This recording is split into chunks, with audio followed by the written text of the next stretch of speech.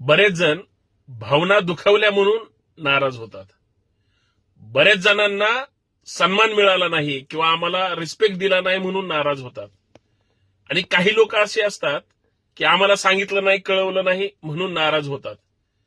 मी काय म्हणतो, हे जे नाराज होण्याचं जे कारण असतं, हे त्यांना फक्त नाराज होण्यामध्येच स्वारस्य वाटतं का, तेच आवडतं का, की मी सुद्धा हे सगळे करू शकतो आणि मी या सगळ्यांना निमंत्रण देऊ शकतो किंवा मी त्यांच्यापेक्षा चांगलं करू शकतो, ही कामाची स्पर्धा का करत नाहीत?